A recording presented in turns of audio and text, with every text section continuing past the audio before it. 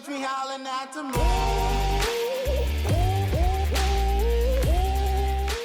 What's up guys, and welcome back to Park Pros. This is a video that I've wanted to do for years, but I've purposely held off making it until now. See, I've been a roller coaster enthusiast for over a decade now, but I kind of took like 5 years off in the middle, so I just got back into this hobby in 2019. And since then, I've made a concerted effort to get to all the major theme parks in the Midwest, some for the very first time, but many of those being return visits. So in this particular ranking video, I can say with confidence that I have fresh opinions on all of these coasters, because I've visited every major Midwest park in the last couple of years, except for Valley Fair because I didn't want to go to Minnesota. But anyways, you get the point. I've lived in the Midwest my entire life, so this is a special video for me to make. And if you're wondering, this is what the Midwest looks like. So please don't complain when you don't see Storm Chaser in here, even though it is technically like 20 minutes away. But anyways, here are the 25 best roller coasters in the Midwest. Number 25. Powder Keg at Silver Dollar City.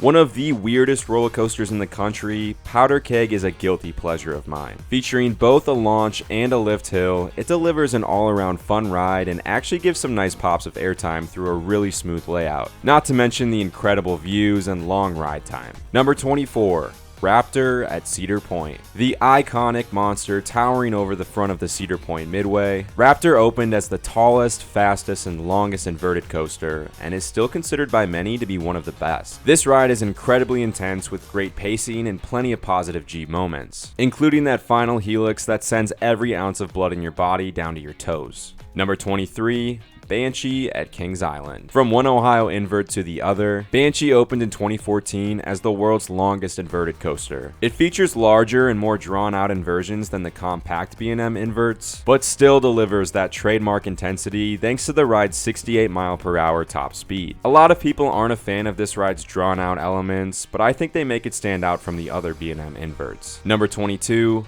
Max Force at Six Flags Great America. The fastest accelerating coaster in the US, has undeniably one of the best launches in the country. Its other three elements, including the zero G roll you take at 60 mph, are all really good, but the ride is pretty much over before it begins. If you doubled Max Force's length, it would easily have top 10 potential. Number 21. Thunderbird at Holiday World. Still the only launched B&M wing coaster in the United States, Thunderbird has a completely unique layout compared to its three American counterparts. The ride has great pacing through each of its elements and finishes with a 360-degree inline twist that perfectly caps off the layout. Number 20. Raging Bull at Six Flags Great America. The original B&M Hyper Twister coaster has long been considered one of the weaker B&M Hypers, which as of late has kind of given this coaster a reputation as an underrated ride. The back row delivers an insane injector moment on the first drop and plenty of good floater throughout the rest of the layout. Beyond that, this ride doesn't have too much else going on. Number 19.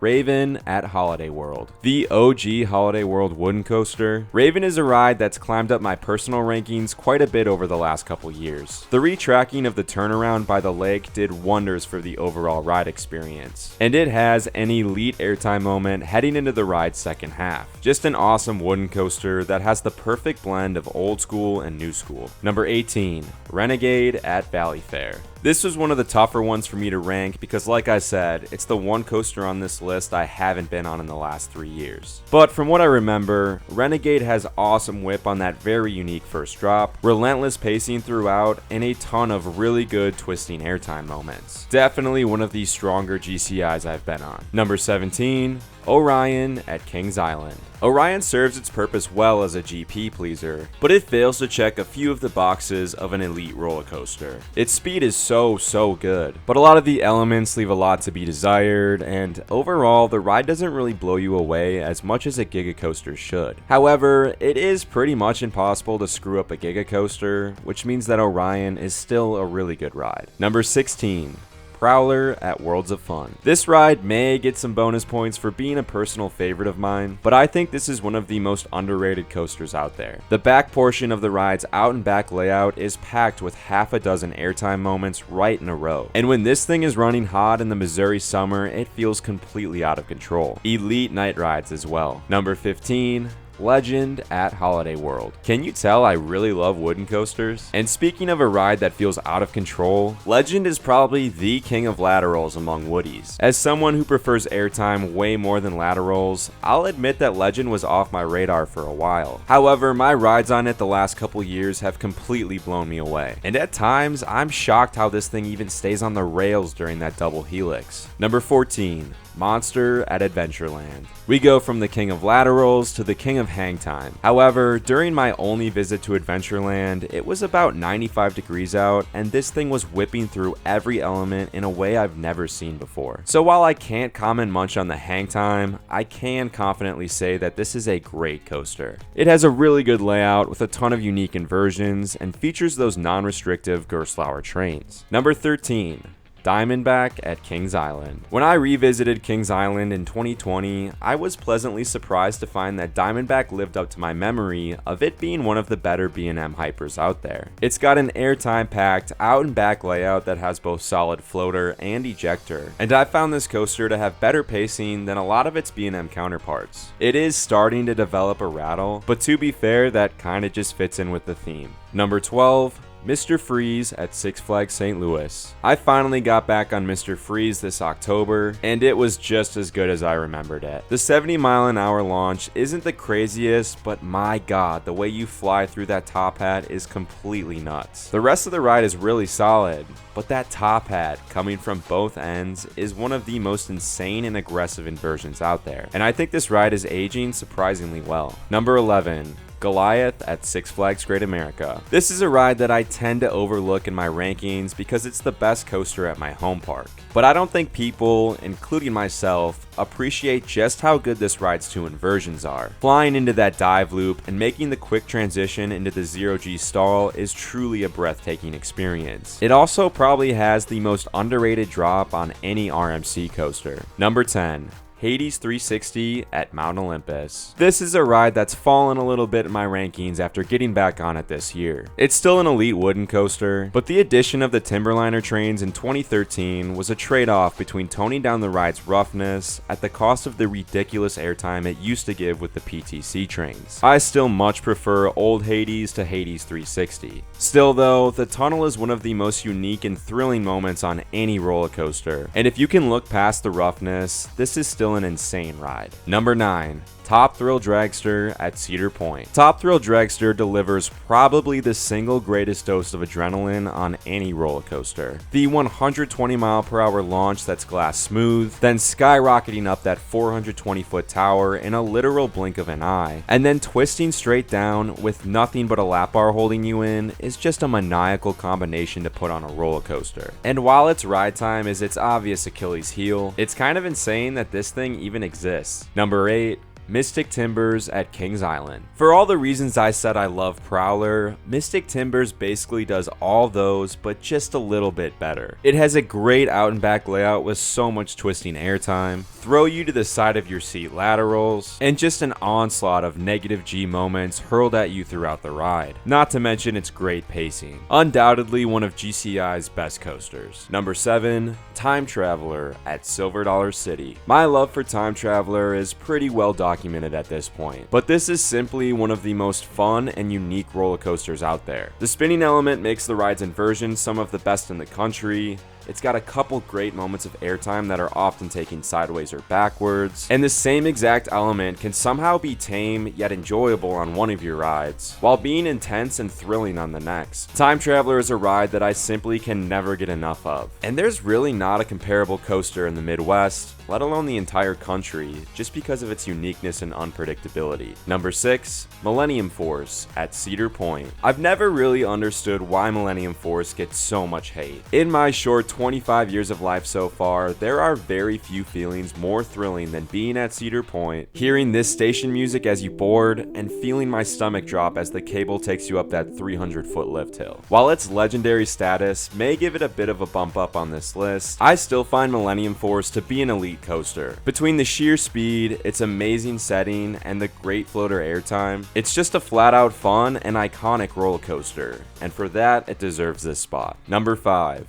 Outlaw Run at Silver Dollar City. This is a roller coaster that tends to jump all over my rankings. Sometimes I think it's too short, Then I ride again and realize just how many elements are packed in. Sometimes I think it's too rough, and then I'll get away from a wheel seat and the roughness becomes unnoticeable. I've decided that I'm done fighting my feelings with Outlaw Run, and I'm ready to just admit that this is an amazing roller coaster. It just throws you around in a good way, it's got that great sinking drop, it has 3 elite airtime moments, and the double barrel hang time finale is just pristine. Not to mention that this coaster has the hardest working upstops in the entire country. Number 4. Shivering Timbers at Michigan's Adventure. This is a coaster that I absolutely fell in love with during my first trip to Michigan's Adventure this year. Shivering Timbers is the main coaster that Holiday World and Gravity Group took inspiration from when designing Voyage, and the two coasters have a lot of similarities. People have said that Shivering Timbers is basically a wooden B&M hypercoaster, and I think that's a pretty accurate comparison. As I said before, I much prefer airtime to laterals on coasters, and Shivering Timbers is just about as airtime centric as a roller coaster can get. I'm so glad I got out to Michigan to get on this ride before making this list, because Shivering Timbers absolutely deserves this spot. Number 3. Maverick at Cedar Point. This little coaster is the perfect combination of intensity, speed, and quick transitions. I always likened Maverick's ride experience to that of a fighter jet, because frequently during this ride, you'll find yourself being thrown into the next element before you can comprehend what happened during the last one. This is a ride that tends to get overshadowed by the many 200, 300, and 400 foot roller coasters that surround it, but when you look up and down this list of Midwest coasters, I don't think you can make the claim that there's 3 coasters better than Maverick. Number 2, The Voyage at Holiday World. One of the most complete roller coasters ever imagined. Holiday World literally set out to design the perfect wooden roller coaster, and they got pretty damn close with The Voyage. This ride has everything. Floater airtime, ejector airtime, laterals, speed, length, whippy transitions, and incredible setting. Trimless Voyage at night, in my mind, is the best coaster in the world. However, that experience only happens 2 nights out of the year, so I personally judge the ride on how it normally runs, which still puts it at the table among the best roller coasters in the world. Number 1. Steel Vengeance at Cedar Point. This is a ride that a lot of coaster enthusiasts seem to have fallen out of love with over the past couple years. When it debuted in 2018, it was unequivocally crowned as the greatest roller coaster ever built. But now, calling Steel Vengeance overrated has kind of become a trendy thing to do in the coaster community. In my eyes, Steel Vengeance is still in a league of its own when it comes to roller coasters in the United States. It not only delivers just about everything you want from a roller coaster in a single package: height, speed, airtime, intensity, great inversions, but its length also makes it feel like a truly complete ride. There's not many coasters left out there that continue to leave me breathless and exhausted every time I get off, but Steel Vengeance is certainly in that category, and it's undoubtedly the best roller coaster in the Midwest. So there you have it, the 25 best roller coasters in the Midwest. Breaking down this list of coasters by state, you have North Dakota, South Dakota, Kansas, and Nebraska all with none, Minnesota, Iowa, Michigan, and Wisconsin each with 1. Then Illinois has 3 and Indiana has 4, each carried respectively by Great America and Holiday World. Missouri comes in second with 5 coasters thanks to their 3 major parks. And then obviously you have Ohio completely dominating with 9, with Kings Island carrying 4, and Cedar Point itself having as many coasters as the state of Missouri in second place. Let me know down below what you think of my list, although I know probably half of you have already left me a nasty comment for leaving out a certain red monstrosity. And yes, I'm obviously talking about X-Flight. If you found this entertaining, please be sure to leave a like on the video and subscribe to the channel if you're new around here. Thanks for checking out the video, and we'll see you all next time on Park Pros.